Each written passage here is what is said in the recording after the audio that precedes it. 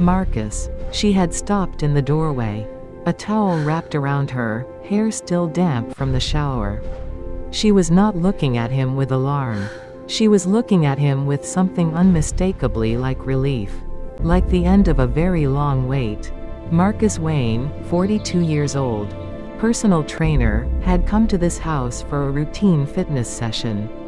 He had heard a melody through a locker room door that he had not heard in 30 years. And when the door opened, the woman on the other side was not looking at a stranger. Last time, we left Marcus frozen outside that door, unable to move. A melody his mother had invented, one that existed nowhere else in the world. Had found him on an ordinary Tuesday morning. Today, we find out why. Marcus did not move. He stood in the doorway and looked at the woman in front of him and felt the world tip in a slow, irreversible way, not like a fall, but like a course correction on open water, the kind that cannot be undone once it begins. Something was happening that would change the shape of everything. That came after. His body understood this before his mind had finished working through it. The woman was crying. Not loudly, not dramatically. She was crying in the way of someone who has been carrying something heavy for a long time. And has finally set it down quietly, shoulders moving in small, controlled tremors, chin slightly lowered. She pressed her lips together. The tears came anyway. Marcus felt the heat rise behind his own eyes. He was not a man who cried easily. He had grown up in a household where his father treated emotional expression as weakness. And though he had spent his adult years working out of that inheritance, old conditioning only gets quieter, it does not disappear. But standing there with this woman looking at him through her tears, he felt something open in his chest that had been sealed for a long time. He said the only word that felt true. Daniela? She nodded. Once, slowly. A long breath came out of her, shuddering, like something released under pressure. And then she stepped forward. They met in the middle of the doorway. He put his arms around her. She pressed her face against his shoulder. He was considerably taller, and she fit under the curve of his arm. In the way that family always fits that physical grammar. No amount of time or distance entirely erases. Her shoulders were smaller than he expected. But they were there, real and solid and present. He closed his eyes and held on. Time became irrelevant. There was no before and no after. There was only this hallway, this low November light, his sister's damp hair against his cheek, and 30 years of silence finally ending without a word. When they separated, she laughed a little through the remaining tears. He made a sound somewhere between a laugh and something heavier. They looked at each other properly for the first time. She had their mother's eyes. He had not had anywhere to put that knowledge until now. She changed quickly and came back out in jeans and a loose cardigan, her hair pushed back from her face. He pulled 2 water bottles from his bag and handed her one.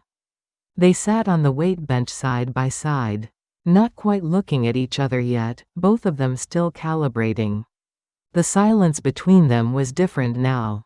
Not empty, just careful. It was Marcus who spoke first. He asked how she had found him. She told him it had taken years.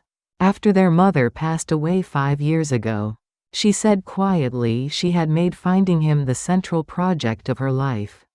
She searched social media, reached out to anyone connected to their father's family, and hired a private investigator twice. Both times the trail went dark.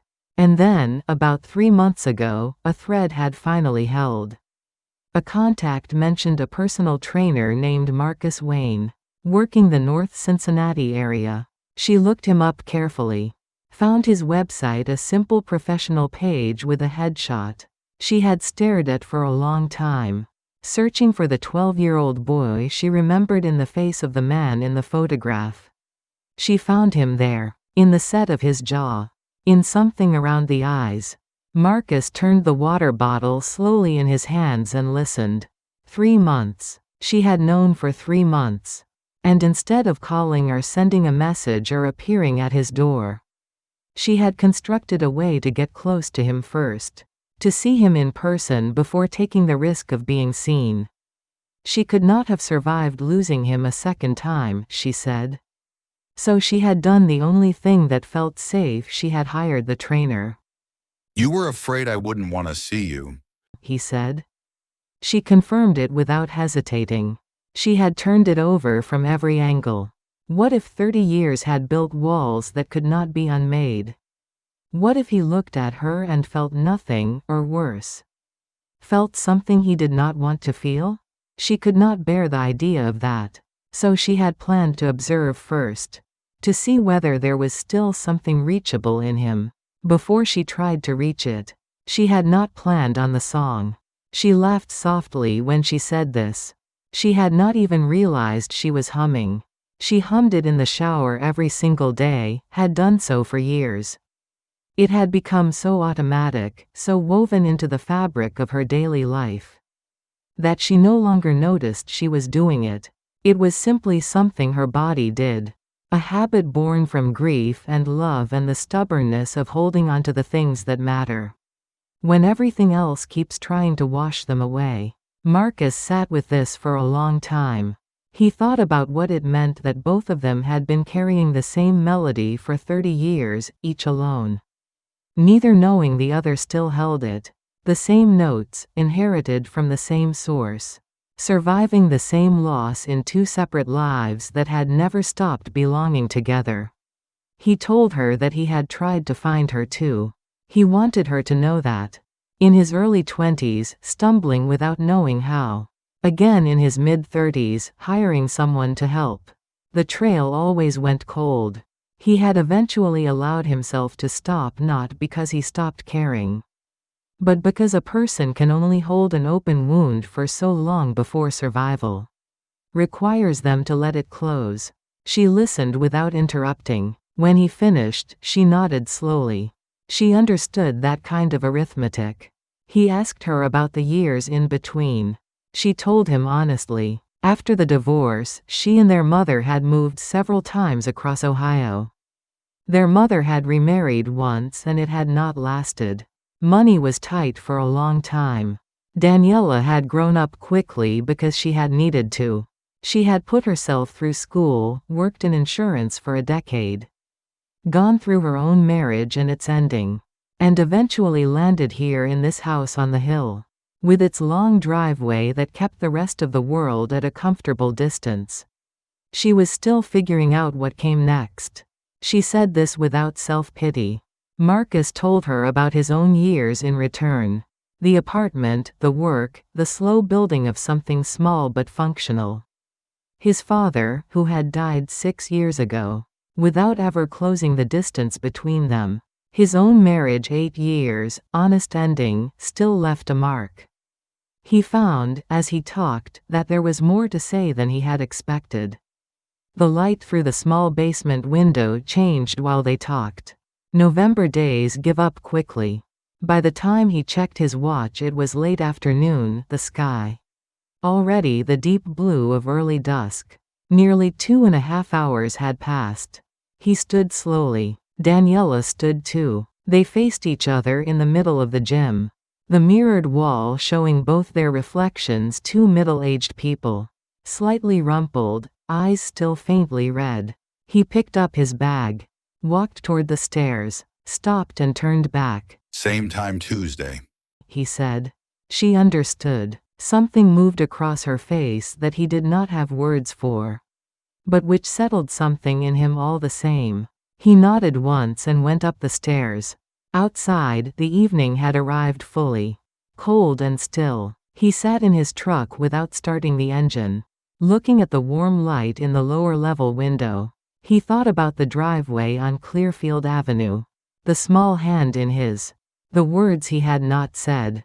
Then he started the truck and pulled out through the wooded lane. And as he drove, he began to hum. Quietly, almost without realizing it. The melody his mother had made from nothing on a sleepless night, which had traveled through loss and silence. And 30 years of separation to find its way back to the people it had always belonged to. He hummed it all the way home. People who heard this story shared what it meant to them. One person wrote, "My brother and I lost touch for 20 years after our parents split. It was a song that brought us back too. Some things stay in the body longer than in the memory." Another wrote, "This is a reminder that the bond between siblings doesn't disappear. It just goes quiet and waits." And someone else wrote simply, "I called my sister after reading this. We talked for 3 hours." That is what true stories do. They remind us of calls we have been meaning to make. Hands we let go of without saying what we needed to say. 30 years is a long time. But it is not forever. Sometimes what finds you is not a letter or a planned reunion sometimes. It is just a melody, drifting through a locker room door on a gray November morning. Carrying everything it was ever asked to carry, waiting patiently for someone to finally hear it. Thank you for staying with this story to the end. If it resonated with you, I'd be grateful if you'd subscribe and share your thoughts in the comments. Until next time.